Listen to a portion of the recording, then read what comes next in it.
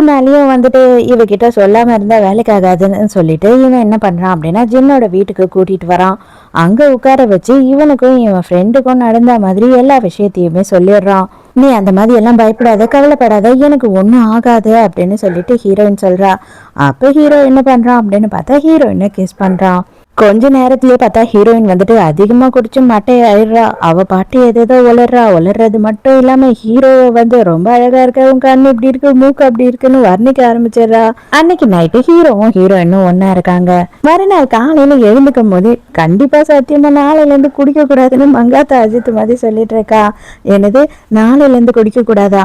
நீ இன்னிலிருந்து குடிக்க கூடாது, அது மட்டும் இல்லாம நான் இல்லை அப்படின்னா நீ எங்கேயும் போக கூடாது, எதுவும் குடிக்க கூடாது அப்படின்னு திட்டுறான்.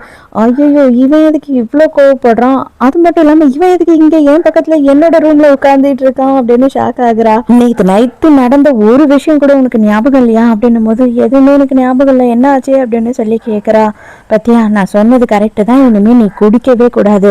என் கூட நைட்டு நீ என்னென்ன பண்ணனு உனக்கு ஞாபகம் இல்லை, நீ தான் இது எல்லாமே பண்ண, அதாவது உனக்கு ஞாபகம் இருக்கா, நீ தான் எல்லாத்தையும் ஸ்டார்ட் பண்ண அப்படின்னு சொல்லி கோவப்படுறான். ஐயோ நானா அப்படின்னு முழிக்கிறா. உண்மையாவே நான் எவ்வளவு நல்ல பையன் மாதிரி என்னை கண்ட்ரோல் பண்ணிக்கிட்டு எவ்வளவு கஷ்டப்பட்டு உட்கார்ந்துகிட்டு இருந்தேன் தெரியுமா, ஆனா நீ என்னென்னலாம் பண்ண தெரியுமா அப்படின்னு ஆரம்பிக்கும் போது தயவு செஞ்சு சொல்லி என்னை அசிங்கப்படுத்தாத, காலையிலேயே என்னை அப்செட் பண்ணாத அப்படின்னு சொல்லி கெஞ்சிரா. இதுக்கு முன்னையாவது உனக்கு கொஞ்சம் எஸ்கேப் ஆக சான்ஸ் கிடைச்சிருந்திருக்கும், ஆனா இதுக்கப்புறம் உனக்கு கிடைக்கவே கிடைக்காது, நல்லா ஞாபகம் வச்சுக்கோ.